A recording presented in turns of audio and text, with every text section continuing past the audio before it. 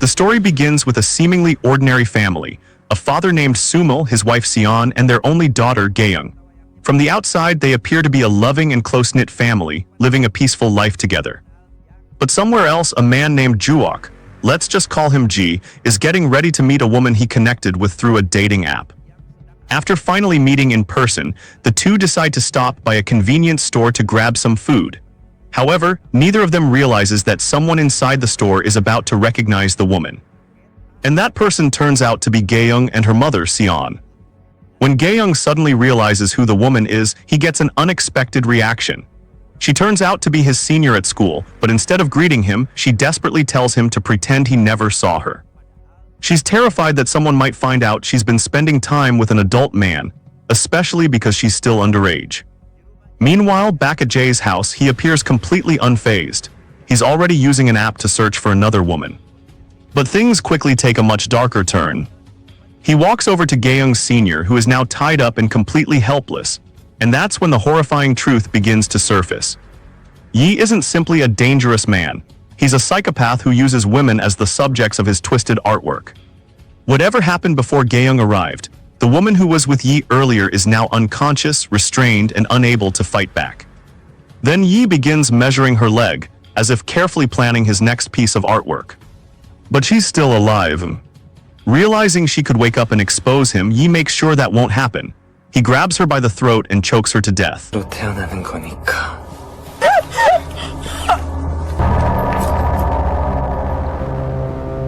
The next morning, Gaeung spots Yi again, the same man he had seen with his senior the night before. He quickly follows him, not to cause trouble, but to make one thing clear. He promises he won't tell anyone about seeing his senior with Yi at the convenience store. At one point, Wisana Jaya even asks Gaeung if he wants to come along and meet his senior. But when Seon notices his daughter standing with a stranger, he immediately calls her over and takes her away. Later that evening, Gaeung celebrates his birthday with his parents in a simple family gathering. At first, he's disappointed because his mother seems to have prepared nothing for him. But after letting him wait for a while, Seon finally reveals that she actually has a birthday surprise. After the celebration, Sungil secretly tries to sneak a cigarette. But when he looks at his lighter, he notices a warning written across it: "Don't smoke." A moment later, Seon appears, clearly annoyed that Sungil is still smoking despite being told to stop so many times. Then, without warning, everything takes a horrifying turn. After taking a shower, Seon returns to find the entire house plunged into darkness. Before he can figure out what happened, Yi suddenly attacks Seon. And the truth is far worse than anyone could have imagined. Yi has already killed the rest of the family. Fortunately, the police arrive just in time after Gaeung's earlier report. Yi manages to escape, while Seon is rushed to the hospital in critical condition. His surgery is handled by Cholman, a doctor assigned to save his life. As the operation continues, everyone begins talking about Seon's tragic situation. He had already lost his parents, and now his husband and child are gone as well.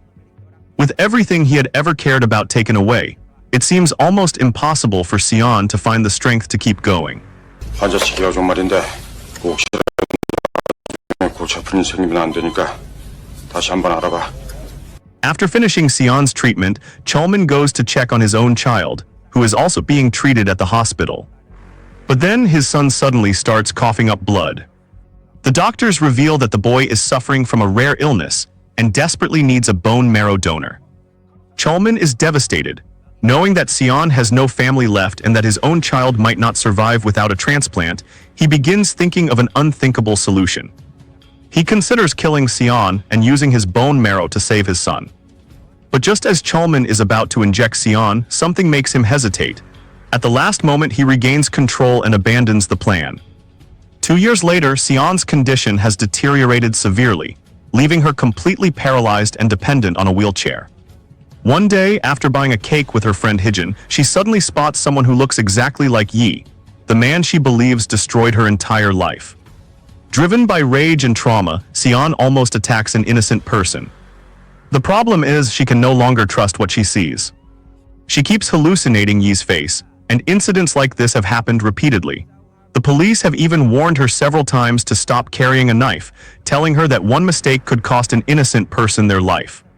But Seon refuses to give up her search. She begins hunting for clues everywhere, including buying used Zippo lighters from online sellers. She believes one of them might be the lighter that belonged to her husband, the same one Yi took on the night everything happened. Over time, Seon manages to collect dozens of lighters. She doesn't care how much they cost. She'll pay almost anything if it gives her a chance to find the exact same model. Then, after countless searches, she finally discovers a seller whose lighter has the exact same inscription as her husband's.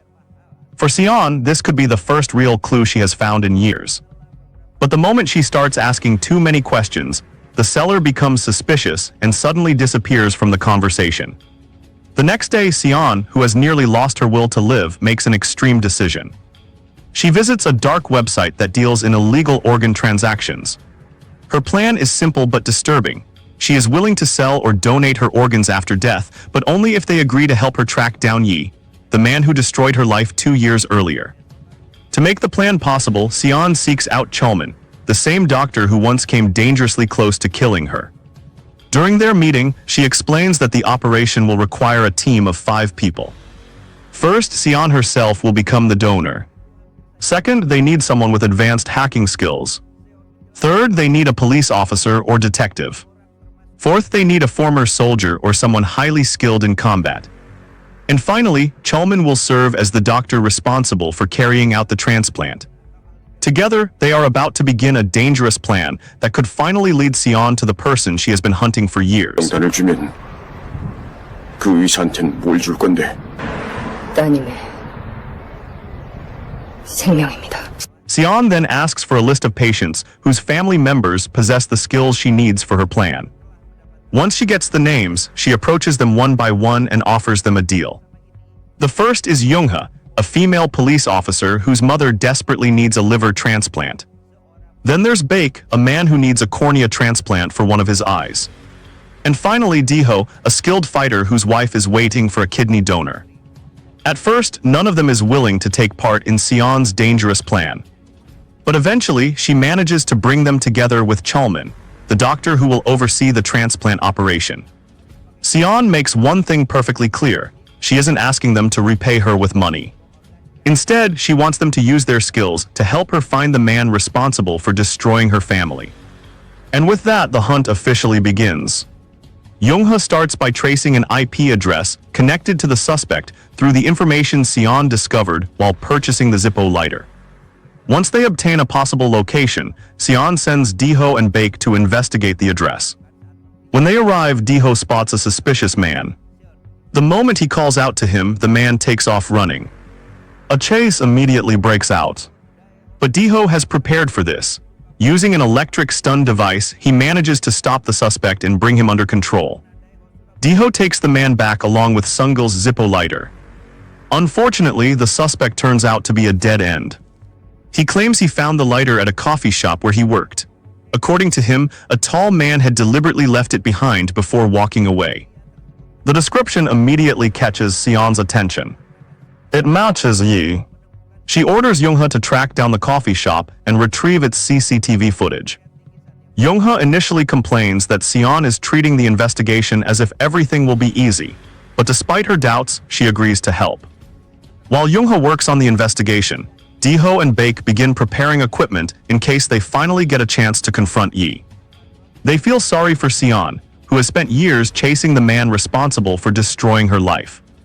Eventually, Youngha obtains both the CCTV footage and a list of customers who visited the coffee shop that day. Seon immediately goes through the recordings. And then she sees him. For the first time in 2 years, Yi appears on the screen. The sight of him instantly brings all the anger and pain rushing back. Seon is more determined than ever to finish what she started. After studying the footage, she begins calling everyone who was at the coffee shop that day. Hundreds of calls led nowhere. Until finally, one person answers. The moment Seon hears his voice, something feels familiar. His tone, his manner of speaking, it all sounds exactly like the man she has been hunting. Meanwhile, Yi is still living the same twisted life. He continues using dating apps to lure unsuspecting women into his home, where he treats them as subjects for his disturbing experiments. That night, another woman arrives at his house. But the moment she steps inside, she notices the disturbing objects scattered around the room, including sharp tools and eerie mannequins. She immediately realizes that Yi is not a normal man. She tries to escape, but by then it's already too late. Once someone enters Yi's house, getting back out is almost impossible. The following day, Seon and Baek stake out Yi's house from inside their car. For a moment, everything seems under control. But Yi suddenly looks toward the vehicle, as if he can sense that something is wrong. Fortunately, the car's dark-tinted windows keep them hidden from view. When Yi finally leaves, Seon and Baek decide to make their move. They quietly enter the house.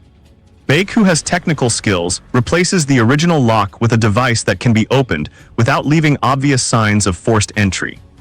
Their goal is simple: get inside, find evidence, and leave before Yi realizes anyone has been there. But once inside, Seon notices something that immediately catches her attention. It is a necklace belonging to Gaeyoung. She tries to reach it, but it's positioned too high. While Seon continues searching through the house, Yi suddenly gets an unsettling feeling. He doesn't know why, but something tells him he needs to go back. So he turns around and heads home.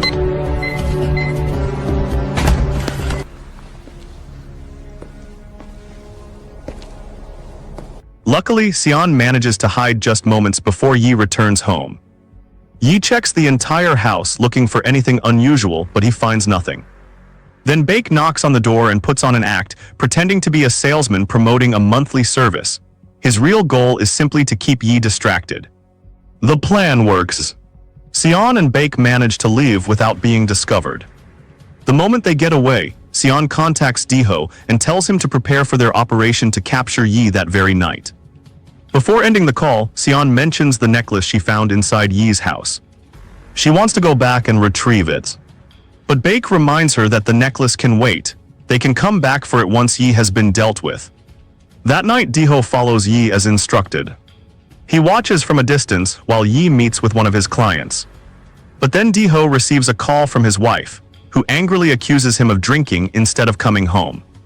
The distraction costs him precious time. By the time the call ends, Yi has completely disappeared. Meanwhile, Yi has already returned home after checking the CCTV footage. He sees Baek entering his house earlier. But Baek had a reason for going inside. He wanted to retrieve Gaeyoung's necklace and give it back to Seon as a final gift before Seon goes through with her organ donation. Unfortunately, Yi discovers the necklace inside Baek's jacket. That single piece of evidence tells him everything. Someone has been tracking him, and now he realizes exactly who is behind it. Seon. Yi quickly overpowers Baek. With no reason to keep him alive, Yi silences him.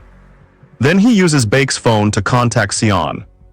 Yi wants to confirm whether Seon is really the person hunting him. When Seon hears the call but doesn't hear Baek's voice on the other end, she immediately realizes something has gone terribly wrong. Yi then changes tactics. He disguises himself as a journalist and contacts a detective, claiming that he wants to write an article about the case from 2 years ago. Using that excuse, he manages to obtain Seon's new address. He goes there immediately. But instead of finding Seon, he finds Hijin, the woman who lives with her. No one knows exactly what happens next. When Seon finally returns home, she discovers Hijin dead. The house has also been deliberately set on fire, apparently to destroy evidence and make the death look like something else. Devastated, Seon goes to the place where her husband and daughter's ashes are kept. She brings a family photograph with her, hoping to preserve at least one final memory of them. Then Yi suddenly appears behind her. Without saying much, he places her daughter's necklace around Seon's neck. As they leave the building, Yi spots Diho approaching. He immediately attacks Seon and sends her tumbling down the stairs. But Seon refuses to let Yi escape again. She tells Diho to forget about her and chase him. And the pursuit begins. Yi speeds through the streets with Diho close behind. After a dangerous chase, Diho finally manages to force Yi's vehicle to a stop. The two men face each other, and the fight quickly turns into a brutal close-quarters struggle. Eventually, Diho gains the upper hand and manages to subdue Yi. He takes him back to Seon's house, where the group plans to use the device they prepared to finish him. But things don't go according to plan. After arriving at the house, Diho contacts Seon to tell her that Yi has been captured. Suddenly, Yi regains consciousness. Before Diho can react, Yi attacks him and turns the tables. Diho is restrained on top of the execution device they had prepared for Yi. Then Yi calls Seon.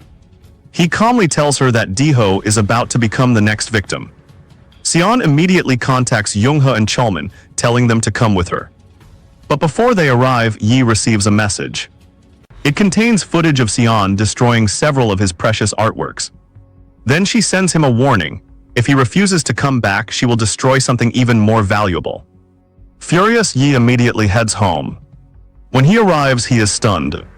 Several of his prized creations have already been destroyed. And before he can figure out who did it, Yi realizes something even worse. He has walked straight into a trap prepared by Seon and Youngha.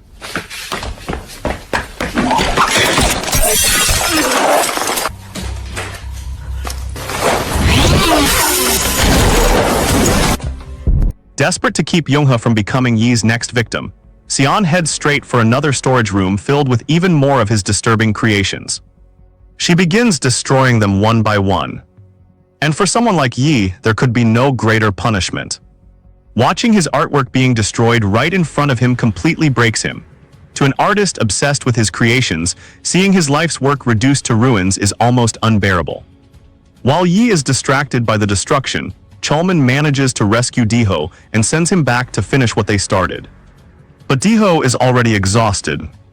Yi gets back on his feet and prepares to kill Seon himself. Then Seon reveals that she has one final surprise. She has covered Yi's greatest masterpiece in gasoline and is already holding a Zippo lighter. Yi realizes too late what she is about to do. Seon sets the artwork on fire. The flames spread rapidly, weakening the enormous structure. And then, without warning, the massive statue collapses. It crashes down onto Yi, fatally impaling him and killing him instantly. But even after finally seeing the man responsible for her suffering die, Seon doesn't feel relieved. She simply breaks down in tears. Years of grief, anger, fear, and pain finally come pouring out. For the first time, she allows herself to release everything she has been carrying inside. Soon afterward, Cholman arrives to fulfill the promise he made to Seon. He is ready to perform the procedure they agreed upon. Youngha and Diho try to stop him, because they can't bring themselves to let Seon sacrifice herself after everything she has already endured. But Seon refuses to change her mind. She has spent years living with unbearable pain and loneliness, and she is determined to keep her promise. In the end, Cholman carries out the operation.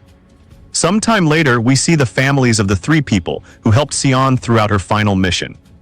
Thanks to Seon's sacrifice, their loved ones have all received the transplants they desperately needed. Cholman's son is healthy again and can finally run around like any other child. Diho's wife has also recovered, and she is now expecting their first baby. And Youngha's mother has made a full recovery as well. For Seon, the price was devastating. But her sacrifice gave several other people the chance to live. Now that the story is over, there's one question that really stays with me. Was Seon's revenge actually worth the price she paid? Personally, I think the movie does a good job showing how grief can completely change a person. Seon loses almost everything. Her family is taken away from her, she becomes physically disabled, and for years she lives with nothing but anger and the desire to find the person responsible. At first, you can understand why she wants revenge. When someone destroys your family and walks away without consequences, it's natural to want justice. But the movie also shows us the dangerous side of revenge. Seon slowly becomes obsessed with finding Yi.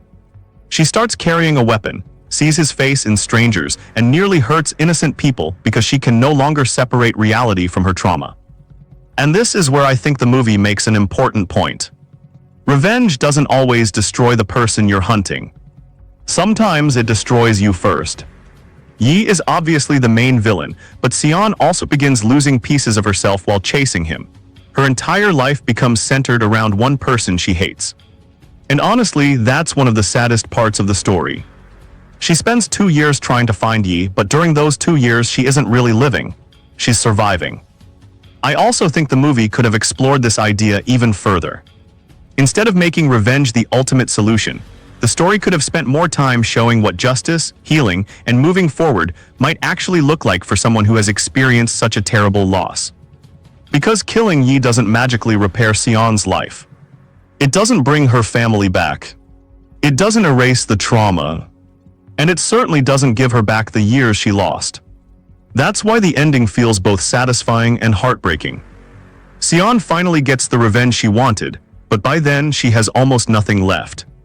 Her final decision to sacrifice herself for the people who helped her is powerful, but I think it's also tragic.